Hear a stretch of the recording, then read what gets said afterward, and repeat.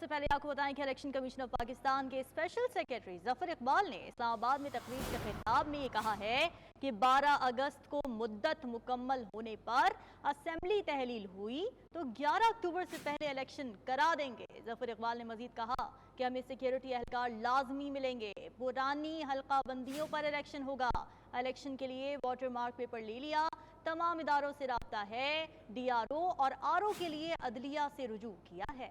Election کے لیے مکمل تیار ہیں، مواد تیار کر رکھا ہے، رجسٹرار ہائی کورٹ سے آر اوز کے لیے درخواست کی ہے۔ اسپیشل سیکریٹری الیکشن کمیشن ظفر اقبال نے کہا کہ الیکشن کمیشن انتظامی افسران، اپنے افسران اور جوڈیشل افسران کو استعمال کر سکتا ہے، نئی انتخابی اصلاحات کے مطابق الیکشن کروائیں گے۔ اسی پر مزید تفصیلات جان لیتے ہیں اپنے نمائندے فہیم اختر سے۔ فہیم، تفصیلات کے حوالے سے بتائیے گا کہ الیکشن کمیشن حکام کا کیا کہنا ہے؟ دیکھیں، آج الیکشن کمیشن آف پاکستان کے حکام نے صحافیوں سے غیر رسمی گفتگو کی ہے اور جو انتخابات کی تیاریاں ہیں اس حوالے سے انہوں نے بریفنگ دی ہے۔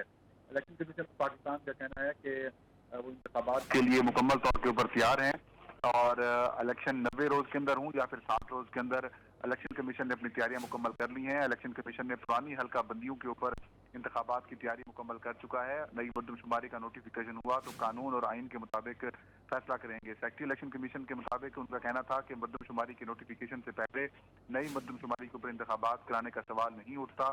الیکشن کمیشن نے مردم شماری 2017 کے تحت 2022 میں ہی حلقہ بندیاں کر چکا ہے۔